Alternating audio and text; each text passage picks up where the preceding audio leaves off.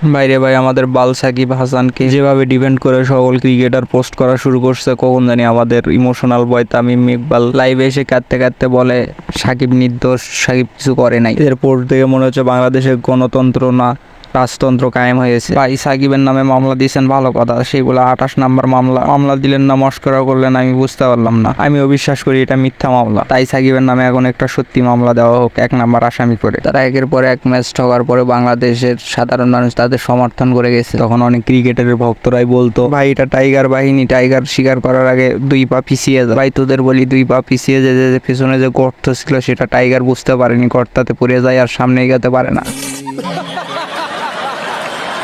সরকারের পা চেটে ক্রিকেট দলে টিকে থাকা সব ক্রিকেটারদের সাথে খেলবো। তো চলো ভিডিও শুরু করা যাক। কি জানে গাইতাম ভুলে গেছি।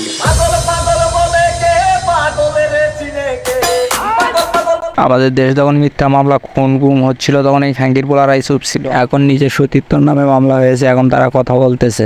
এরাই সেই ক্রিকেটার যারা ক্রিকেট বোর্ডে হাজারটা দুর্নীতি হলেও একবার মুখ খুলেনি নিজের জায়গা টিকিয়ে রাখার জন্য। এদের থেকে আর এর বেশি কি আশা করা যায়? সাকিব যখন রাজনীতিতে এসেছিল তখন এই সতীর্থরাই তাকে সাপোর্ট করতেছিল। এমনকি অনেক ক্রিকেটার মাঠ পর্যায়ে গিয়ে সাকিবের নির্বাচনী প্রচারণা চালাইছে, তখন তাকে ঠিকই সবাই তেল মারছে। আর এখন সরকার পতনের পর যখন সংসদ ভাঙলো, সাকিব আর এমপি রইল না, তারপর তার নামে একটা মামলাও হয়ে গেল। এখন তারাই আবার বলতেছে বাংলাদেশের রাজনীতিতে সবচেয়ে অবাকা একজন রাজনীতিবিদ। বাংলাদেশের অনেক প্লেয়াররাই এখন সাকিবের পাশে দাঁড়াচ্ছে, সেই মামলা প্রত্যাখ্যান করার দাবি জানাচ্ছে। শরীফুল ইসলাম, মুশফিকুর রহিম এবং লিটন দাস সহ আরো অনেক ক্রিকেটার সাকিবের পাশে আছেন বলে জানিয়েছে। সাকিব যখন বউ বাচ্চা নিয়ে বিদেশে ঘুরে বেড়াচ্ছিল তখন দেশের কোনো প্রান্তে কোনো না কোনো ছাত্র প্রাণ হারাচ্ছিল। আমাদের দেশের সিনিয়র ক্রিকেটার মুশফিকুর রহিম বানরকে উল্টো করে ছবি পোস্ট করেছিলেন যখন দেশের মাটিতে হাজার হাজার শিক্ষার্থী প্রাণ হারাচ্ছিল। এই খাঙ্কির পোলা অবৈধ সন্তানদের থেকে আর কি আশা করা যায় এর বেশি? ভাই এতদিন ছিল গর্তে লুকায় রাখা, একটা টেস্ট জিতে অনেক বড় কিছু করে ফেলছিস মনে হয়। ভাই আমাদের এখন একটাই দাবি, সাকিবকে মামলার 1 নম্বর আসামি করে জেলে পুরে দেওয়া হোক। যাই হোক আজকের ভিডিও এই পর্যন্তই। সবাই ভালো থাকবেন, সুস্থ থাকবেন। আল্লাহ।